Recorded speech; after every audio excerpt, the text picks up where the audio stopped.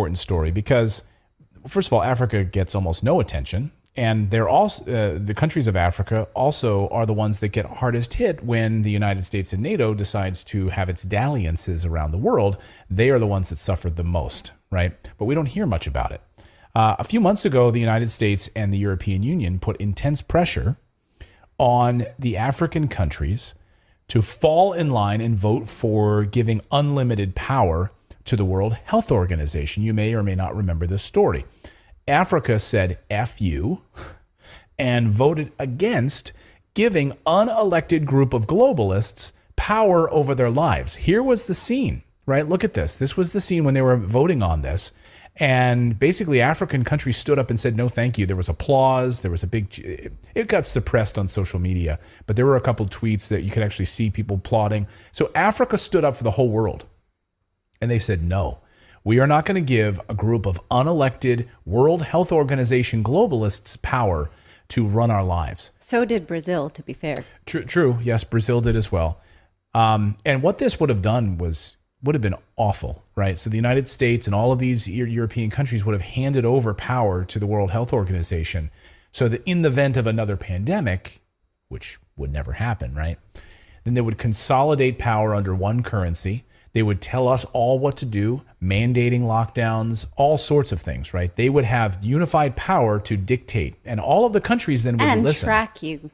And track your movement and mandate vaccines. So let's give it up for Africa for stopping this, at least temporarily. And they told the World Health Organization to go screw themselves.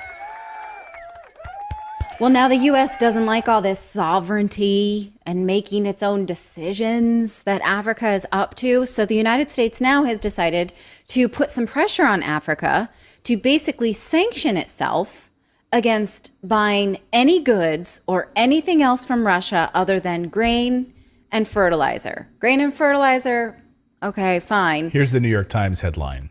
Yes. So now the New York Times is reporting that U.S. Ambassador to the United Nations, Linda Thomas Greenfield, is warning African countries not to purchase anything from Russia besides grain and fertilizer, or else what?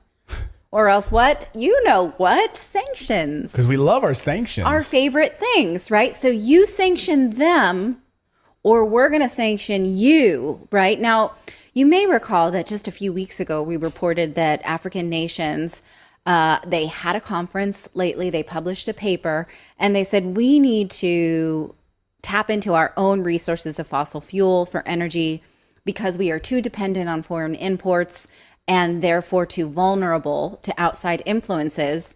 This is prime example of that kind of thing, right? So the rest of the world said, no, Africa, you're going the wrong way. Don't use fossil fuels. You'll screw up the environment. Like, it's fine for us to have done that, but you don't start, right? Don't go and use your own oil. Unless we want it, then give it to us, right? But no, we cannot have African nations making sovereign decisions. We need to reserve the right to tell you what to do. So here's what U.S. Ambassador Thomas Linda Greenfield said when, and we'll go through what she was planning here with this New York Times. In this New York Times piece, it lays it out pretty well. She says, during a visit to Uganda, that countries could buy Russian agricultural products, including fertilizer and wheat. But she added that if a country decides to engage with Russia where there are sanctions, then they are breaking those sanctions. She says, we caution countries not to break those sanctions because then they stand the chance of having actions taken against them. I mean, the audacity. That's a not so veiled threat. Like, you bullies, right?